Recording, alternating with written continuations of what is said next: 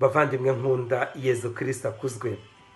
Twageze ku cyumweru cya gatanu mu byumweru bisanzwe by'umwaka wa liturujia, umwaka ca. Nk'uko bisanzwe nkunze kubibabwira, igihe gisanzwe ni igihe kirekire umwaka wa liturujia Imana iduha kugira ngo twitagatifuze mu buzima bwacu bwa buri munsi, dushyira nyine mu bikorwa ivanjiri twumva buri gihe. Ivanjiri uyu munsi rero iradutungura nk'uko bisanzwe igihe cyose ijambo ry'Imana riradutungura. Turabona Petero na bagenzi be Yakobo na Yohani bari baraye baroba ariko batagize icyo bafata.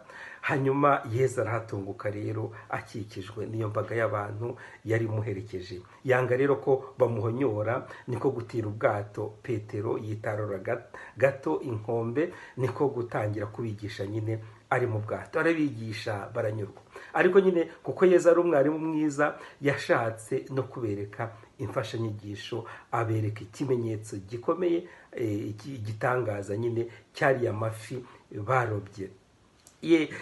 Muri iyi vanjiri rero nakuyemo ibintu bibiri by'ingenzi nagira ngo dusangire.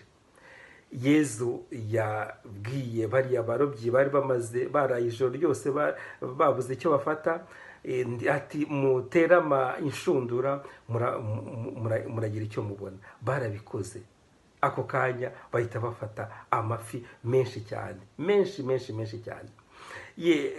Petero rero abonye icyo gikorwa cya Yezu niko guhita agira ikidodo, aramubwira ati, Nyagasani, igerayo, jyewe ndi umunyabyaha.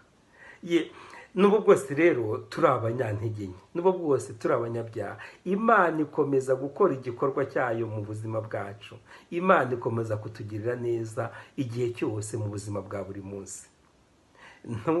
Ntucike intege aho uri hose, ahubwo ureke mu buzima bwawe Yezu akoremo ibitangaza. Kuko Yezu wakoraga ibitangaza icyo gihe cy'aba Petero, ni Yezu natwe twambaza twakurikiye uyu munsi muri iki gihe cyacu. Tumureke rero akore ibyo bitangaza.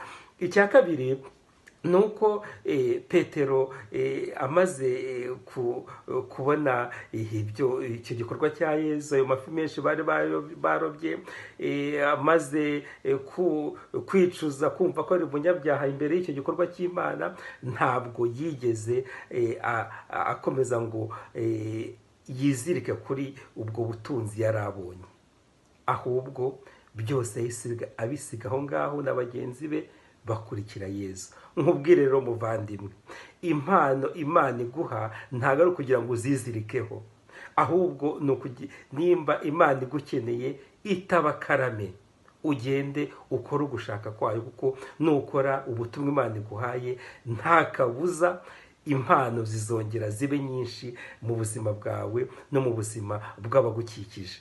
Ntitugire rero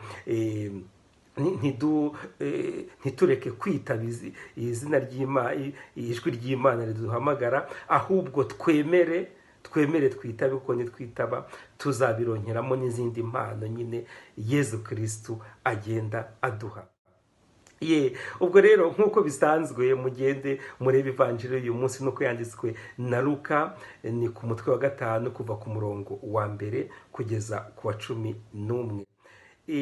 Tuhurire muri iri jambo ry'Imana, kandi twese dukora ibishoboka byose twumve ko turi abanyabyaha bagiriwe imbabazi, bagiriwe ubuntu bw'Imana, kandi ntitwizirike ku mpano Imana iduha, ahubwo